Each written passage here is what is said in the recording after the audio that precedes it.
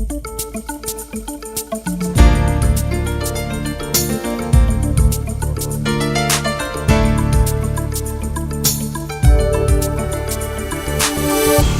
welcome back to another Super Chat. Good morning, Gary. How are you? I'm just fine, sir.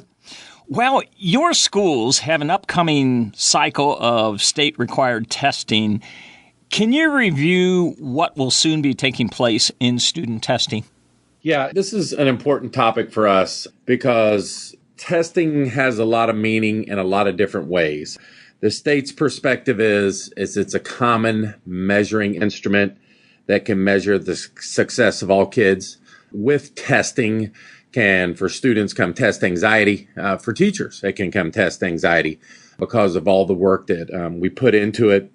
Having value added as a measurement that the state looks at, which is, does a kid in a class, whether it be math, English, science, social studies, do they show a year's growth? And so all of that combined together puts stress on the kids, stress on the teachers, stress on the parents, and just getting folks to realize what time of year it is and what's going on. And it all goes back down to the basics, making sure that our kids start their day with a good breakfast, putting food in their body so their brain can concentrate on what they need to do. All of our assessments from the state are online, so they are using a Chromebook or a laptop or a desktop to take the state assessment. But this is something that we've been preparing for the entire year and something that we want to use this time of year to finally show what knowledge the students have done. So not only are we doing state assessments like Ames Web or OCBA, so we'll test in English or language arts, whichever you want to call it, math, science, social studies. On top of that, we are doing our MAP assessments toward the end of April and May. And as a reminder for our parents and our community members and our listeners that our MAP assessments start at the beginning of the year. They do an initial look at where the kids are on grade level. So if a third grader is starting their third grade year, they will look at where they should be according to data and ability-wise for English, math, social studies, and science. So we did a midterm report anywhere from December to January for these students also, and now we're doing an end-of-the-year report. And this data is very helpful because every time we get the results of this data back, we can reassess where each individual student is, where they need help, where we need to do extra work, and what we can do to align their instruction to meet their individual needs. So even though it is a very, very stressful time of the year for everyone that's participating, it is also a culmination of, hey, I'm ready for this. I'm going to show what I've learned. So parents, it's not something you want to stress your kids out. There are makeup days. We don't like makeup days because the initial setting we have is the best setting for the student. A makeup day might be with another person that the student doesn't know or in another room. So if they can get to school, they do need to get to school, but we do understand sickness and illness, and that's why we have makeup days. But it is an assessment, is just a measurement of where they are, and it helps give us great data on where they can be and what we have to do to get them there. So even though it's stressful, just want folks to understand that we'll get through it and try to reduce the stress on your kids and try to make sure they eat and stay healthy and get a good night's rest. Yeah, I think those are all good recommendations. And, I don't think there's any one of us that would, even recalling school days or not, would say that they like sitting around taking tests. I mean, tests are stressful because, it can be fairly high stakes. But the numbers that come back and help the teachers drill down exactly what they need to be doing at an individual level, that's pretty critical measurement, isn't it? Very much so. And it's a stressful measurement, but it is so great in that kids are at different places in the class. Some know the material and ready to move on. Some don't get the material and need to go a little slower. So this gives us the ability to use the data to individualize. So we can enrich when needed or intervene when needed. Yeah. Let me just shift gears here on you. Like many schools we speak with, there exists a special beneficial relationship with local businesses. It's not uncommon at all. But I was wondering if you could describe some of the business partnerships that Northwest Local has established. Yeah, the business partners we have are very important to our kids and to our schools. Every school has a business partner.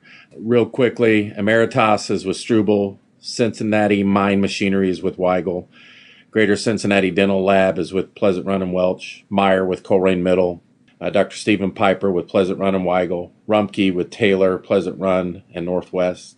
Turnkey Technology is a friend of the district and donates all the time to all our schools. Montford Heights Kiwanis with Montford Heights, Cincinnati Police Credit Union with Northwest and Colerain High School, Dentist Dr. Joseph P. Crowley with Pleasant Run and Welch, Johnson Investments with Montford Heights, Nestle with USA, Dr. Gary Pye, Sure Seal, U.S. Bank, and Huntington. I'd like to highlight a couple of them. One is our Cincinnati Police Credit Union. One, they give scholarships to our kids worth $1,000 for assorted things. More importantly, they team up with our financial class at Northwest High School, and they actually have physical credit unions in each high school. The credit unions are run by the student. They take deposits, they give withdrawals, they go through the banking system using Chromebooks and iPads, and they can do all the banking needs of any of the students and any of the teachers. Anybody who works in our district or anyone who is currently a student qualifies to get a free police credit union membership. They give lots of money to our district. Another one is Rumpke. Rumpke will give scholarships to our students. They will give field trips that come and show the science aspect of how things are recycled and how garbage and waste is taken care of. But more importantly, we're talking about a partnership. And that can come in two ways. I don't want folks to think it's just money to the school. Quite a few of who I mentioned do give money to the school, but quite a few also come in and volunteer their time.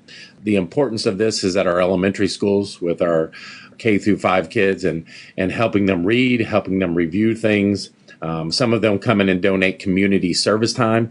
They'll spruce up the grounds around the school. And some just do monetary donations. Some do food donations. Anything that can be a partnership with the school.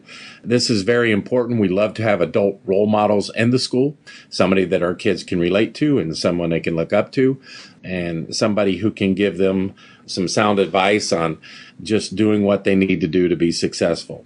If anybody would like to be a business partner, because it is so important to our district, all they have to do is contact Dustin Gehring, and he can get them set up. So we're looking for folks who might want to come in and do some tutoring, might want to come in and do some reading with some kids, might want to come in and help spruce up the outside property, or somebody who just wants to make a monetary donation. All and any is accepted, and it's just a great partnership that we have. It helps our community and our local businesses take pride in our schools, and in exchange, we learn a lot from them and that help us produce more productive students.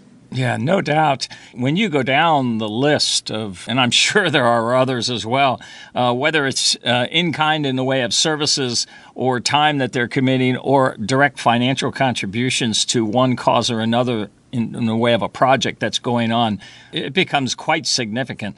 This is excellent. And I think that stakeholders are better for knowing what you have just laid out. That's my opinion. I just think that a lot of this oftentimes is not as top of mind as it should be. But these business partnerships are critical. I 100% agree, Gary. And we want to produce productive citizens, productive community members who will come back and live in our community and work in our community. So what a better way to partner with someone to help them get headed in that direction. Yeah, well put. Let me talk about something fun. Prom season for students. I realize that when parents think a lot about safety of their child, and well, they should. What do your schools specifically address with students when it comes to having a good time, but remaining safe at the same time? It's a great time of the year for the kids. It's a celebration for seniors who go. It's their last one before they graduate. And some underclassmen get invited to go. But it's also just a safety time for parents. And parents, just be aware. Know what time your kids are going. Make sure you have the talk. You have your cell phone, but no using it when you're driving. If somebody wants to play music, somebody else in the car takes care of it, not your son or daughter who's driving. People will arrange to go out to dinner. Some parents will have kids come over to dinner. Whether you want to or not, you need to have that talk with them about drugs and alcohol. And there is never an appropriate time for an underage person to use them. It is their job to check on them. We will check at the door at both Colerain High School and Northwest High School. We will have breathalyzers present, and we will have security officers who will check students as they come in and look for things that are out of the norm. Luckily, in the past, we haven't had that much, but both proms this year at Northwest and Colerain are on May 4th. They will start and basically go from 8 to 11. One might be a half an hour longer, one may not, but the part for me is parents stay involved. They have prom fashion shows at each of the schools. You don't have to spend an arm and a leg to get involved, because sometimes we worry that these dances outprice some kids who can go. And that's the last thing we want to happen. We want kids to go to enjoy the experience. There are chaperones in place. There are administrators. There are teachers. But again, just be careful. Talk to your kids about every facet, driving down, being safe, make sure they know how to get there. Make sure if they're following one of these new gadgets with Waze or Google Maps that somebody else is doing that for them and they're paying attention and not messing with their phone or with the radio. So it's a great time, exciting time for kids, but parents just make sure you talk to them about what they need to be concerned with. Well, immediately following prom, more or less, is graduation. I don't know, the time passage is just mysterious to me. But in no time, your seniors will be staring at graduation. Can you share some of the details regarding graduation this year? And this will be at what, NKU? Yeah, for the first time in a long time, it's not at Millett Hall up in Miami. Graduation for both Northwest and Colerain is Saturday, May 19th. Both will be at Northern Kentucky University. The reason for the change is when we needed to have graduation, Miami was having their own graduation. It is more accessible place distance-wise and time-wise. It's about the same distance, maybe a little bit longer.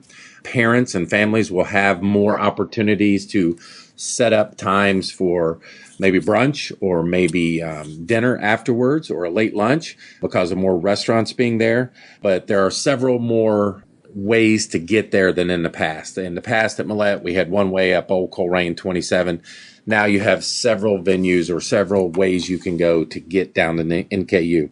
We have not physically had our graduation there before, but we have seen graduations last year and seen highlights of them, and it is fantastic. It is a great facility, and it is one that we have already booked again for next year because, again, we ran into conflict with Millett Hall and could not go there. So different venue, but it's something that I really ask the parents and the kids, whoever's driving, take a trip if you get a chance on a weekend. Make sure you know how to get there. The last thing you want to do is be late to your graduation. We always try to set up our dates where they don't interfere with state track meets because in the past we've had many, many athletes in track. Baseball or softball is a little more difficult because they have to play when the weather permits. But track, we know what happens on a Saturday and when our kids are free to get there. So NKU will be a great experience. It'll be a new experience for our district. And like I said, both Colerain and Northwest High School are both on Saturday, May 19th. Well, Todd, we've covered a little bit of everything today, as it relates to topics, and I'm glad we have these monthly opportunities to share useful information with your stakeholders, and I'd like to thank you once again for joining me here on SuperChat. Thanks, Gary. We really appreciate the opportunity every month where it can help and not put them at risk. And there's another one scheduled for April 20th, which is for the Columbine memory. And that also is just getting up and walking out. So I love that everybody wants to remember and have memorials and do this, but don't do it if you're putting student safety in jeopardy. And that's what's happening with a lot of these named dates, times, and protests. We're setting our kids up for a possibility of having a safety situation. So we are in support of our students. They need to be heard. They need to be able to voice their concerns. We want to help them articulate their feelings and what they want to do.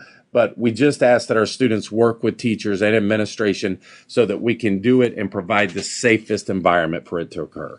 Well, the safety of students and staff in our nation's schools, as you mentioned, is absolutely paramount. And I'm sure that some solutions will come to the surface on this as more and more attention is brought to bear. Well, Todd, I appreciate you discussing this very important topic by offering this information and sharing. And I do understand your hesitancy on revealing some of the confidential aspects of your safety procedures. That's the way it needs to be handled. But I do want to thank you for joining me today here on SuperChat. Yeah, we appreciate just a chance to communicate with you, Gary, and our public. We need to keep lines of communication open because them seeing something and saying something is just as important as our kids. So appreciate the opportunity. You are quite welcome, sir.